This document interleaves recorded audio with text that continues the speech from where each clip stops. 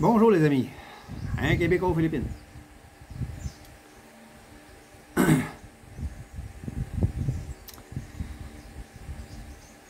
8 raisons pour lesquelles je ne quitterai pas les Philippines. Il y en a beaucoup, mais celles-là, c'est les principales.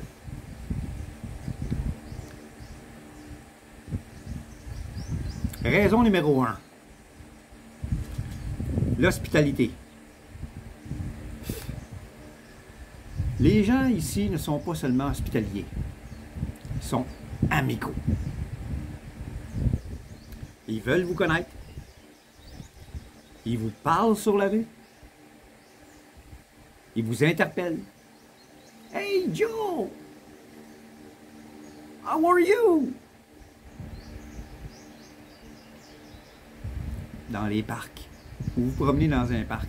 Toutes les villes ont leur hall, leur parc, en face de la mairie la plupart du temps.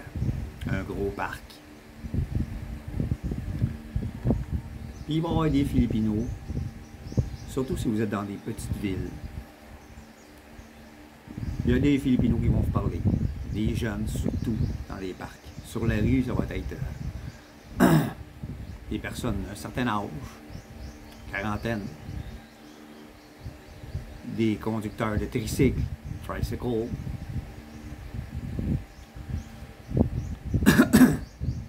Arrêtez-vous et parlez-leur. Parlez avec eux autres. Prenez le temps de leur répondre. C'est des gens qui sont inclusifs, curieux, savoir d'où vous venez, votre âge, votre profession. Ils sont curieux, ils sont très amicaux. Première raison. Deuxième raison, l'amour. C'est pas une question d'exotisme, mais d'amour vrai. Si vous rencontrez une Filipina, vous avez pris le temps de la connaître avant d'embarquer dans sa vie, de l'embarquer dans votre vie, de l'amener chez vous. Prenez le temps de la connaître. Si vous avez pris tout ce temps-là, puis vous vous rendez compte qu'il y a de l'amour vrai, ça va être du vrai. Je suis arrivé ici à 60 ans. Maintenant, j'ai 62. Avant ça, au Québec, j'ai jamais, mais jamais été aimé de cette façon-là. Être accepté tel que je suis.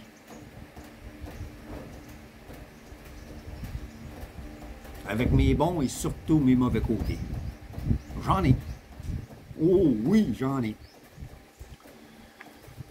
Je suis pas parfait. Quand j'étais là-bas, j'ai toujours essayé d'être parfait. Puis je me fâchais tout le temps. Parce que je ne l'étais pas. Puis ça me fâchait.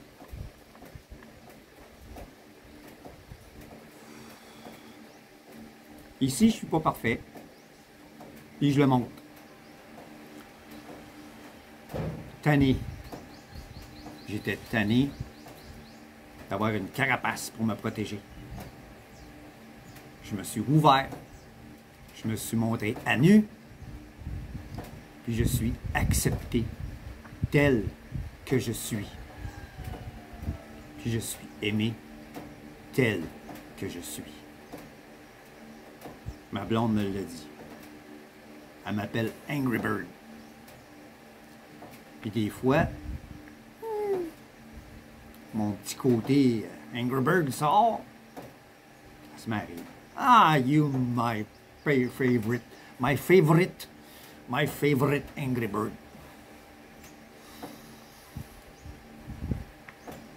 Elle m'aime tel que je suis.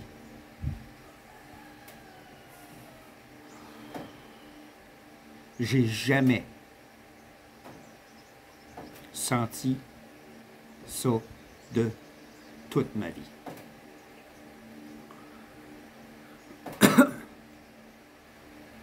L'amour vrai.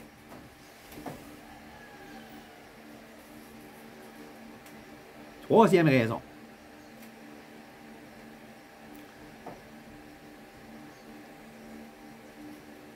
Avoir l'impression d'être dans des vacances perpétuelles.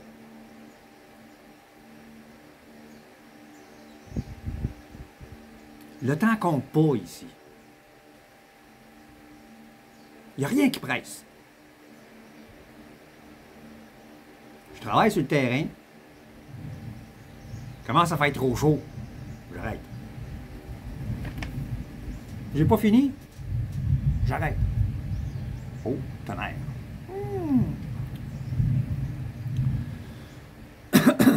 J'arrête.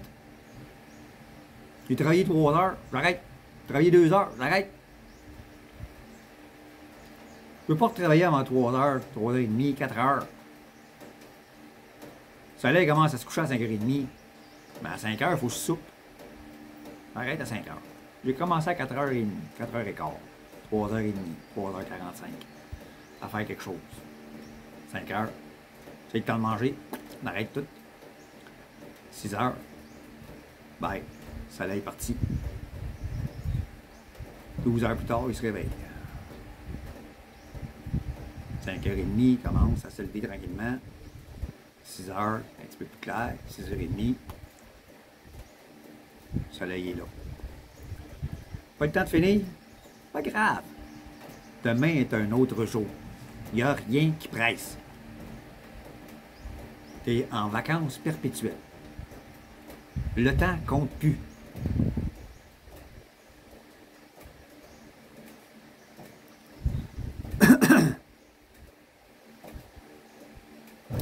Quatrième raison. La nourriture fraîche. Wow! Oui, bien sûr. Vous allez trouver du surgelé dans les supermarchés. Dans les grosseries, comme ils disent ici.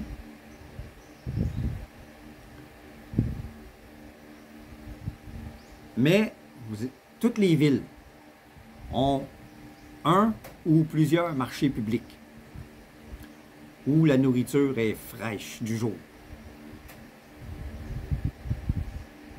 Surtout la viande, les fruits de mer, poissons. Ça a été attrapé le matin même ou dans la nuit précédente. C'était sur le bateau, on en a avec. Ils ont vendu ça sur les marchés à 5 heures, 5h30 du matin. Vous autres, vous arrivez à 7h, 7h30. C'est frais. Vous achetez votre poisson, vos fruits de mer, vous les cuisinez, vous les mangez. Merci, bonsoir. La majorité des Filipinos n'ont pas de frigidaire. Donc, ils achètent tout au fur et à mesure. C'est toujours frais. En province, surtout,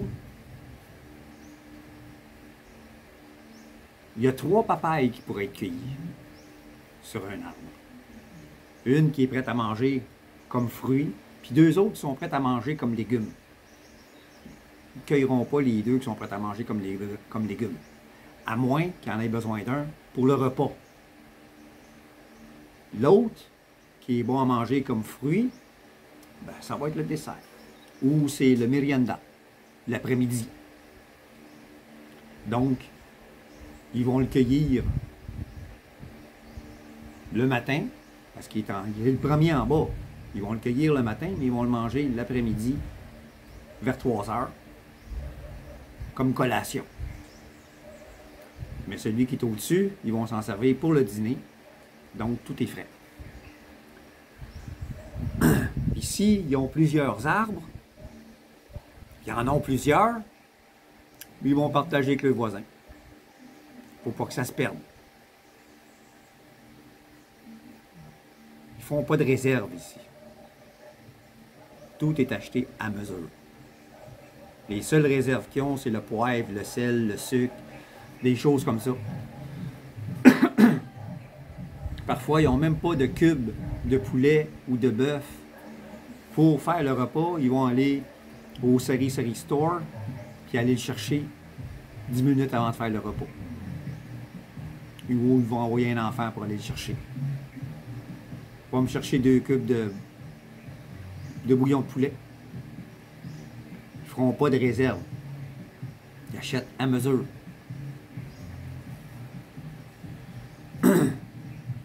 Donc, tout est frais.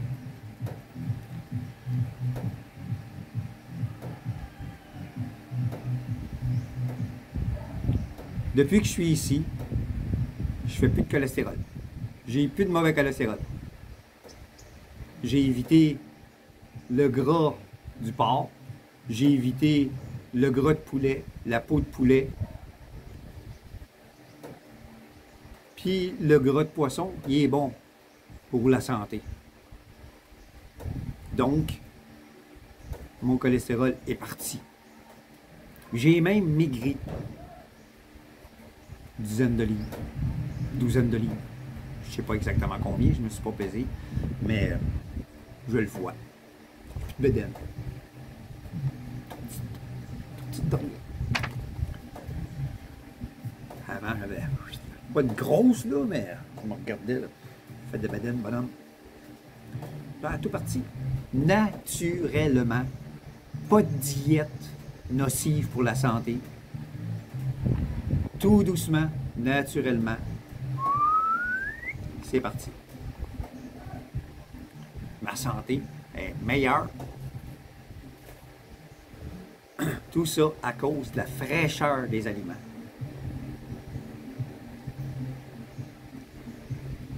Cinquième raison, le sens de la famille.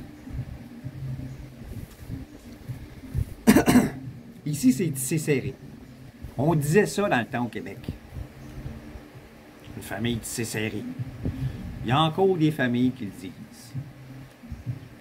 De nos jours. Mais ici, là, c'est un niveau supérieur. Je vais vous expliquer pourquoi. Tout le monde s'aide dans la famille. Tout le monde. Un membre de la famille fait plus d'argent que les autres, il partage. Il partage. Ma blonde travaillait à Manille quand je l'ai connue. Dans une pharmacie. Elle a payé les traitements de son père qui avait fait un AVC, crise cardiaque, un autre AVC. Elle a tout payé le traitement et les médicaments, l'hôpital, tout. Une fois ça fait, elle a payé les rénovations de la maison. Une fois ça fait, elle a prêté de l'argent à sa sœur. Sa sœur a dit, prête-moi de l'argent. Je te le prête ou je te le donne? Non, non, prête-moi-les, je vais te le remettre. Elle a prêté de l'argent, sa sœur s'est ouvert un magasin. À cette heure, sa sœur, c'est elle qui fait le plus d'argent dans la famille. Elle s'est ouvert un magasin, elle a acheté un bateau pour son mari, qui est pêcheur. Un bateau, 2 bateaux, 3 bateaux. Elle a prêté de l'argent à une autre de ses sœurs pour que ça se trouve un magasin elle aussi. Elle a donné de l'argent à une de ses tantes qui haïssait à la face. La famille. Elle lui a donné de l'argent parce qu'elle en arrachait. Elle me donne de l'argent.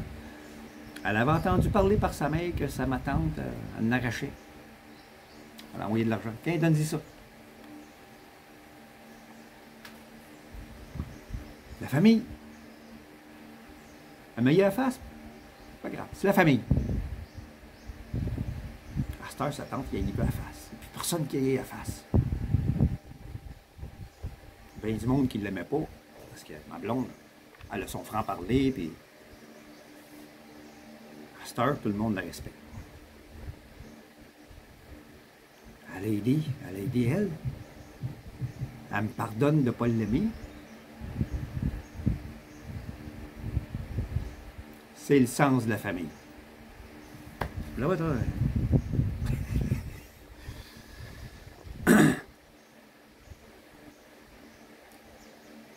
Un membre de la famille qui est plus à l'aise va aider les autres pour payer les factures. Un petit peu serré ce mois-ci pour payer la facture d'électricité. Je vais t'en donner la moitié. OK? Je te donne ça pour t'aider. Un membre de la famille, encore là, est plus fortuné. Le plus jeune, les parents ne sont pas capables de fournir assez pour l'aider à continuer ses études. On va lui payer son année.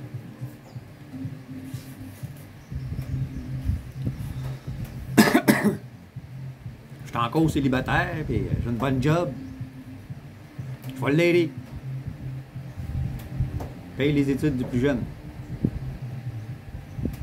Etc., etc., etc. Beau-frère à ma blonde. Il a travaillé 2 semaines gratis pour moi. J'avais plus de fonds pour payer son salaire. Puis selon lui, la maison n'était pas finie à son goût. Lui, il voulait finir ça à cette façon-là avant que je rentre dedans et que je sois à l'aise. Il a dit, écoute, t'as pas d'argent, c'est pas grave. T'as le matériel. Les journées que je ne travaillerai pas chez nous, vont venir. Puis je vais finir. Il a fini la job. Il n'a jamais payé de salaire. Il n'a jamais rien demandé. À un moment donné, ma blonde me dit, ouais, mon beau-frère n'a pas travaillé cette semaine. Besoin de manger, hein? Après toi, il a besoin de combien? Tu vas lui donner? D'après toi, il a besoin de combien? Ah, dis 2000 pesos. Pour passer la semaine comme fou. Il donné. C'est comme ça ici. Il est venu travailler 2 semaines gratis. Pas 2 semaines complètes, mais quand même. Le même beau-frère s'est trouvé une job comme pêcheur maintenant. Puis certains des poissons qui pêchent avec le gars pour qui il travaille. Le gars en plus, il donne un salaire. Il donne du poisson. Puis une journée, son boss, il a donné un thon. J'en ai déjà parlé dans une autre vidéo. Un gros thon. Hein? Une affaire, là. Une affaire. Ben lui, là, il a juste gardé la tête. Le reste du corps, il l'a coupé en 2. Il a donné une moitié à sa belle-mère. Il a donné l'autre moitié à moi. J'ai eu du poisson toute la semaine. Ça se vend cher, le thon, au marché. Il aurait pu aller le vendre au marché. Ça, il tentait de manger du thon. Ça faisait longtemps qu'il n'avait pas mangé. Puis lui, il aime ça manger à la tête. Il a gardé juste la tête. Il a partagé le corps en 2. Avec la belle-mère et moi.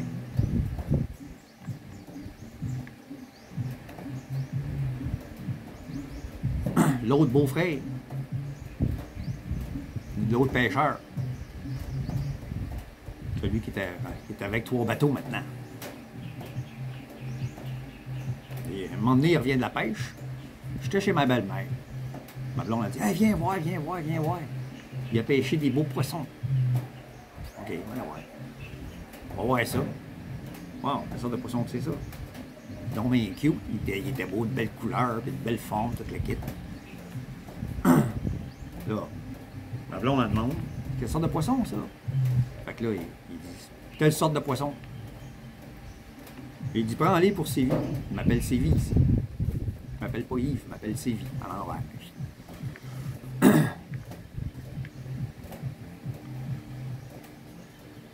Je le donne à Séville, celui-là.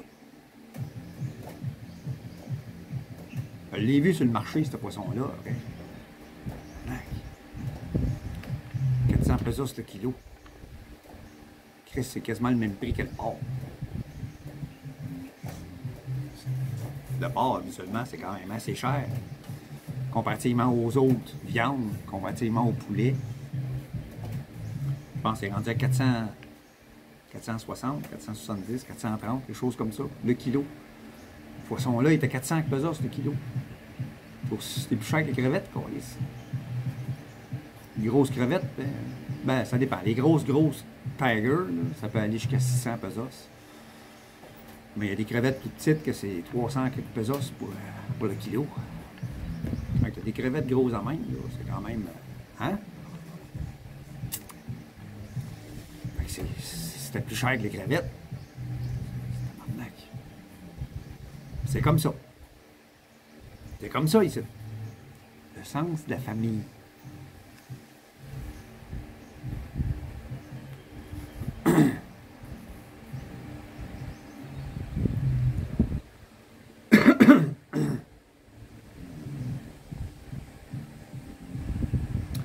C'est pareil comme les personnes âgées. Chez nous, au Québec, les personnes âgées sont placées. Ils s'en débarrassent. Placés dans des centres, là, et laissés à eux-mêmes. Laissés aux bons soins d'étrangers. Il y en a encore des familles qui gardent les personnes âgées chez eux. Il y en a encore. J'en connais. Dans ma famille, j'en connais.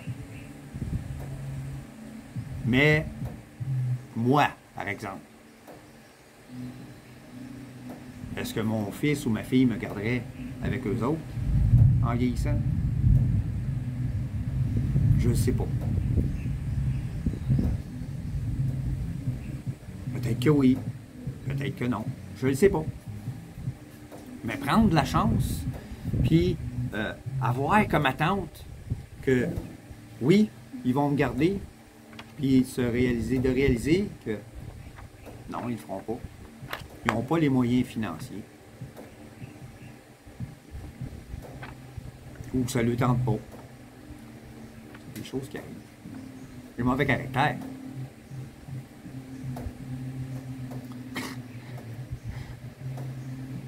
Faut être réaliste dans la vie, hein? Je sais que j'ai mauvais caractère. Puis surtout vivre là-bas, ça n'améliore pas les choses. Ici, c'est une autre affaire. Je me fâche plus comme avant. Bon, ça va arriver des fois. Les colisses de mouches sont fatigantes. Je peux pas être patient avec une mouche ou ben non un maringouin. Chris. Des limites, là. Mais je me fâche plus comme avant pour des niaiseries. Il échappe quelque chose à terre. Avant, je me fâchais. Oh, c'était sacrément. C'est après moi que je me fâchais. C'est moi qui l'ai échappé. Mais je me fâchais pareil. Parce que je voulais être parfait. Je voulais pas montrer que j'avais des défauts. J'avais des faiblesses. À cette heure, si ça arrive, je me lève, je la prends, je vais en chercher un autre. C'est aussi simple que ça. Pas plus grave que ça. La lavera, puis c'est tout. Au Québec, si j'aurais pogné un air. C'est câlisse tabarnak, c'est tiboire. Brasser les affaires, pogner la fourchette, la garocher. J'étais de même. Pas ici. Donc, rester là-bas, puis risquer de me retrouver tout seul avec d'autres vieux. Oh, j'ai mal aux cheveux. J'ai mal ici. J'ai mal là. T'es allé voir le docteur, il m'a prescrit des pilules. Avec tout le poids du stress, de l'anxiété, puis de la nourriture dégueulasse qu'on mange toute notre vie là-bas, on tombe malade. Puis toutes les astis de pilules qu'ils nous donnent pour effacer les symptômes, ils nous rendent encore plus malades. Ils nous donnent des effets secondaires. Pas ici. Je prends aucun médicament. Aucune pilule. Puis je connais des foreigners qui sont arrivés ici avec des antidépresseurs, des pilules pour le cholestérol, des pilules pour le diabète, puis d'autres. Les pilules pour la dépression, les pilules pour le cholestérol, les pilules pour le diabète, diminué. Le diabète, ça ne disparaît pas de même. Puis les autres pilules, diminuées aussi. Pression artérielle, elle stabilise. Tu n'as plus de stress, plus d'anxiété, tu manges mieux. Tu manges plus de marde, tu manges plus de cochonneries, plus de fast-food. Hein? McDo, Burger King, Harvey's, etc. On n'en mange plus de ça ici. Oui, ça existe. Oui. McDonald's est présent. Pas Burger King. Poulet frit Kentucky.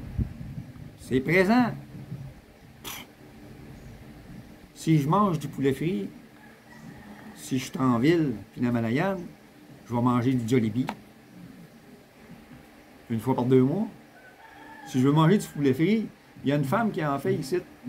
Encore meilleur que le Jollibee. C'est frais. C'est pas du calice de poulet vert. Qu'une fois frit, il devient blanc. C'est pas de la viande avariée. C'est frais. Il pogne le poulet, quick, il le tue. Il le démembre. Il le panne, il le cuit, il le vend, on le mange. That's it. Donc, les paquets de pilules, ils diminuent ici. Ça diminue. La santé revient. L'humeur change. L'humeur change.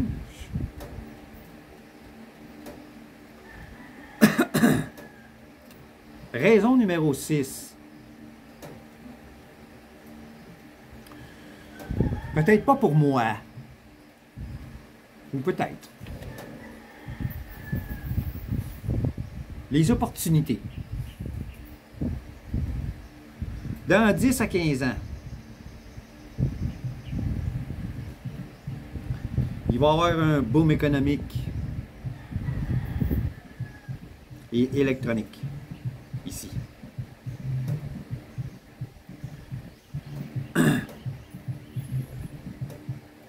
Les Philippines sont dans un centre névralgique en Asie du Sud-Est,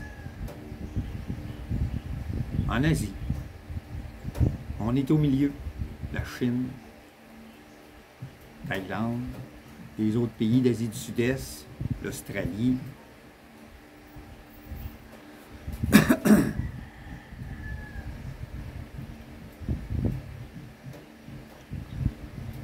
La nouvelle génération apprend de plus en plus l'anglais de façon correctement. Je l'ai remarqué, les plus jeunes, même ici en province, parlent plus l'anglais que les autres.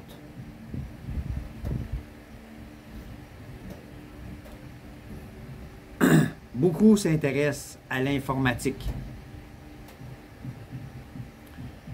Les ordinateurs rentrent à pleine porte aux Philippines. Les jeunes se lancent dans les études de l'électronique au lieu de s'en aller dans les métiers avec des habits comme douanier, police, pompiers, garde de sécurité. Beaucoup s'en vont vers les technologies.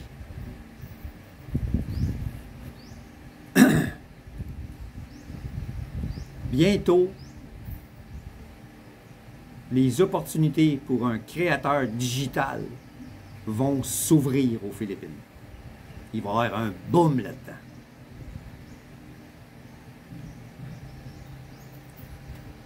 Ils vont être très compétitifs. ils ont soif de savoir. Ils ont soif de connaissances, les jeunes. Ils ont faim. Ils sont très compétitifs. Une fois qu'ils vont avoir le savoir, puis que les opportunités vont s'ouvrir, les compagnies vont rentrer ici, qu'ils vont reconnaître les capacités de ces jeunes-là, il va y avoir un boom. Ça va être une opportunité pour les gars de chez nous de venir s'y installer. Même les jeunes, de venir s'y installer et y travailler, avec des permis de travail. De vivre dans un environnement paradisiaque. C'est sûr, quand tu vis en ville, tu travailles, c'est pas vraiment un gros paradis. Mais il y a toujours des moments où tu peux t'évader, aller à l'extérieur avec les salaires qu'ils vont faire. Ils vont avoir les moyens de sortir à l'extérieur, que ce soit en scooter, en autobus ou avec une petite voiture, de sortir à l'extérieur de la ville puis de vivre des expériences inoubliables, de voir des paysages extraordinaires. Donc, les opportunités pour ces jeunes-là vont être exceptionnelles. Pour moi, ça a ouvert l'opportunité de vivre mon rêve. Peut-être que d'autres vivraient la même chose que moi. Vivre sur une terre, en province, cultiver, élever des animaux, vivre la vie de campagne sans stress.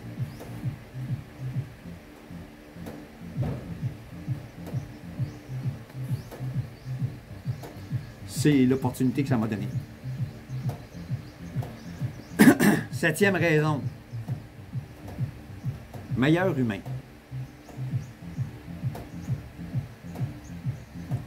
Je me sens meilleur en tant qu'être humain en vivant ici. Oui, il y a des gens qui ne sont pas gentils. Ici comme ailleurs, c'est pareil. OK? Mais ici comme ailleurs, ici c'est moins qu'ailleurs.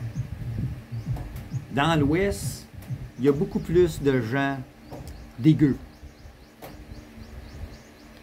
Des trolls. Des trous-ducs, comme on dit. Des emmerdeurs. Des empêcheurs de tourneurs en rond. Des envieux. Ici, beaucoup moins. Beaucoup, beaucoup, beaucoup moins. C'est une minorité. Très, très petite minorité. Il n'y a rien de parfait.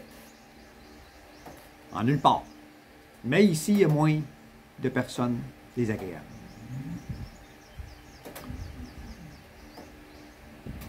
Mais à côtoyer les bonnes personnes ici,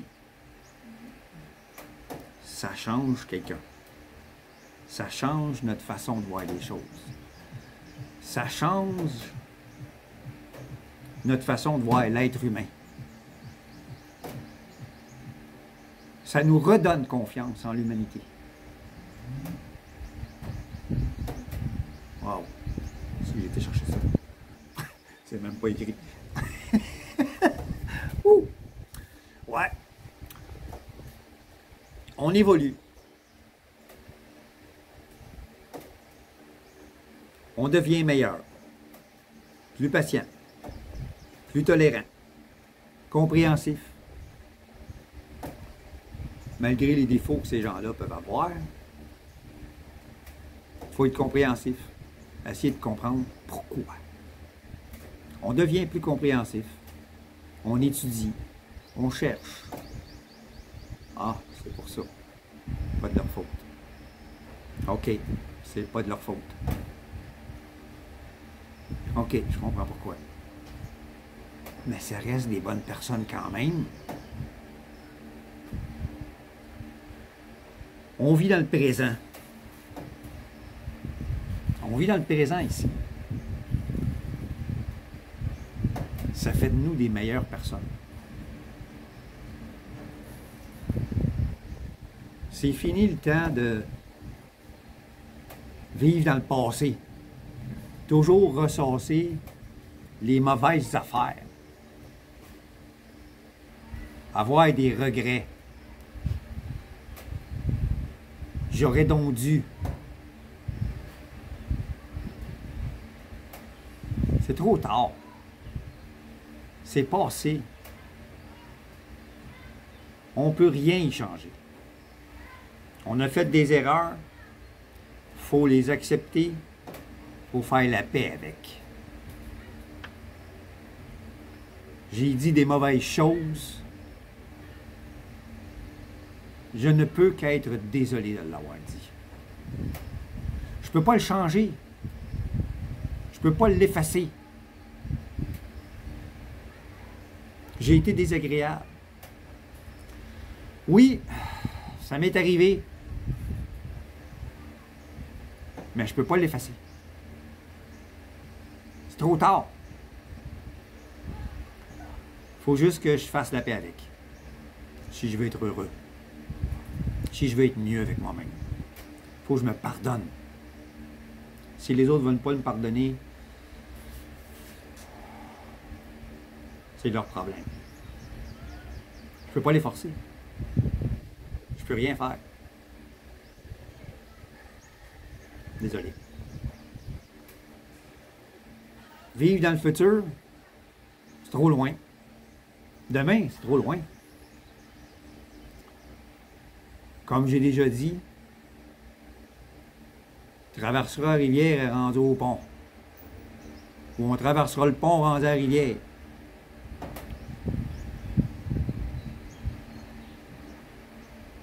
Ça ne sert à rien de se stresser avec ça. Ça ne sert à rien de vivre dans l'anxiété.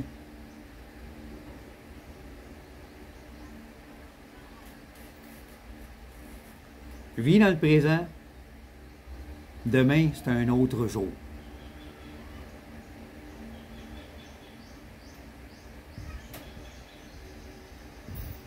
Il faut accepter d'assumer ses choix. Vivre dans le passé ou dans le futur, ça gâche le présent. Le présent est beaucoup plus important. Si tu gâches le présent, ça va devenir un regret. Si tu vis dans le futur,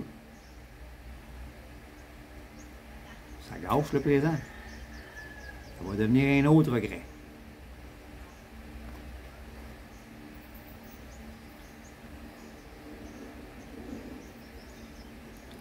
C'est beaucoup mieux d'assumer ses choix sans se crucifier. Faites une erreur. OK. On va le savoir la prochaine fois. C'est beaucoup mieux d'apprécier ce qu'on a là que d'envier ce que tu pourrais avoir.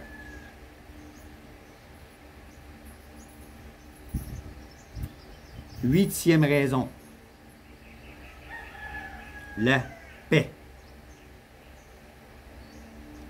Quand j'étais au Québec, certains me disaient « T'as tout! Pourquoi tu pars? » Je donnais plein de raisons. Ça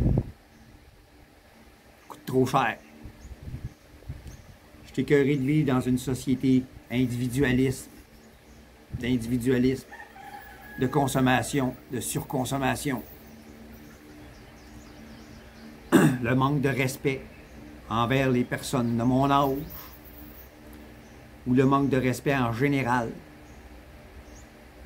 Les familles éclatées, c'est plus comme c'était.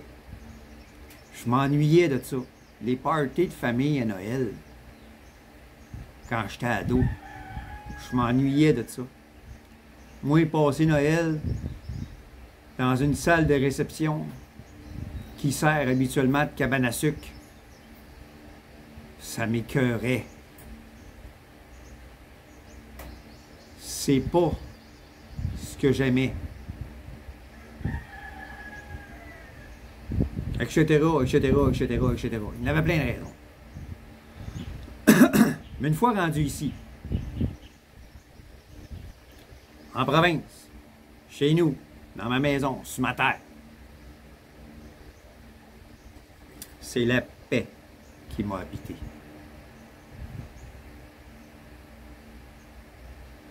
Cette paix que je recherchais dans toutes sortes de choses au Québec. Que ce soit en travaillant au jardin, en faisant toutes sortes de projets avec des palettes. Un patio fait avec des palettes et du plywood. Des meubles faits avec des palettes. Un atelier fait avec du bois de palette. Une rallonge à mon cabanon faite avec du bois de palette. J'ai fait toutes sortes d'affaires. Je suis allé à la pêche. Je me suis promené en vélo en campagne. Je vivais en campagne. Je me promenais en vélo. Je n'étais jamais repu. C'était pas ça. C'était jamais ça.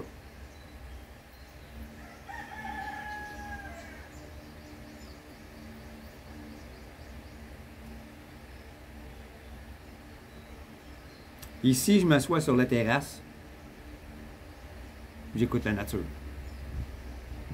En ce moment. Là. Là. Là. Là. Là. Les oiseaux. La nature. Même le tonnerre. C'est la paix. C'est la paix que je cherchais. Pas de stress. Pas d'anxiété.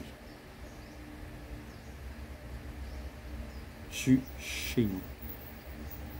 Vraiment chez nous. Je me sens maître chez nous. Sans imposer quoi que ce soit. À qui que ce soit. Même à moi-même. Ça vient comme ça vient.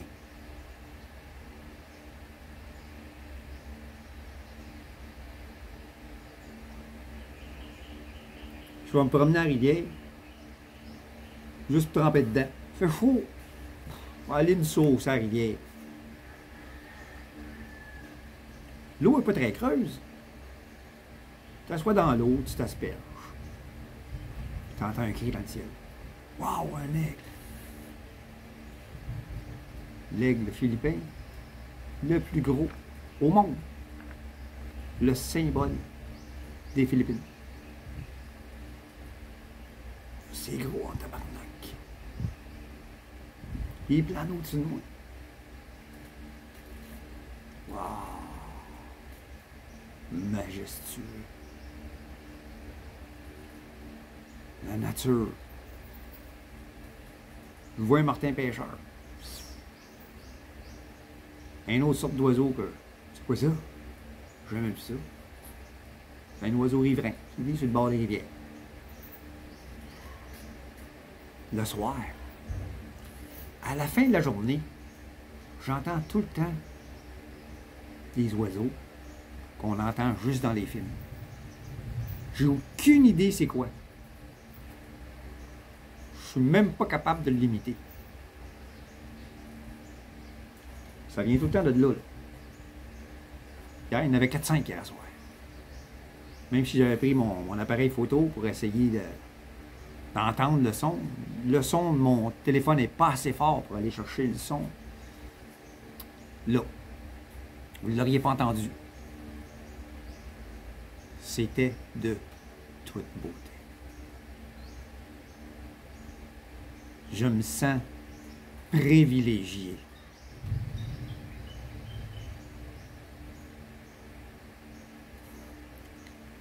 En paix. Enfin. La paix d'esprit. La paix de l'âme. J'ai trouvé ça ici.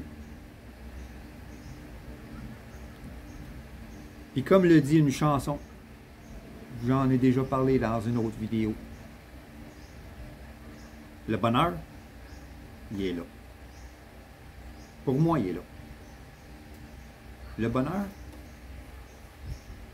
il est là.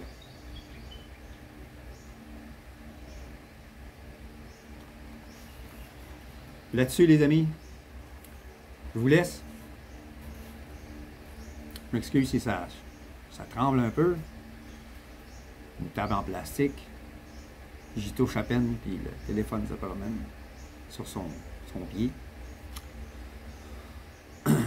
C'est les sujets dont je traite, qu'ils soient personnels ou informatifs sur certaines choses. Si ça vous interpelle, si ça vous intéresse, un Québécois aux Philippines, à la retraite, sur sa terre, en amour par-dessus la tête, si ça vous interpelle, abonnez-vous, likez mes vidéos, laissez des commentaires, parlez-en à vos amis. Ça va me faire le plus grand plaisir. Ça va me faire plaisir aussi de répondre si vous avez des questions. La seule chose qui ne m'intéresse pas, c'est le tourisme. Je ne suis pas touriste, je suis résident. Je ne fais pas de tourisme. Je ne me promène pas d'un île à l'autre pour aller visiter les Boracay, les El Nido, ces affaires-là. Je ne me promène pas. Je suis casanier, je reste chez nous. Des fois, je me promène dans des places autour. Ça peut arriver que je vais aller à des endroits, que je vais faire des vidéos là-dessus. Ça peut arriver. Mais je ne fais pas de tourisme. Alors, on m'a posé des questions sur quel est le site touristique le plus important aux Philippines. J'en ai aucune idée. Désolé. Je ne parle que de mon vécu. Et je parle de certains sujets qui pourraient vous aider à mieux vous adapter à la vie ici. Donc, si tout ça vous interpelle, abonnez-vous et parlez-en à vos amis. Merci. Prenez soin de vous.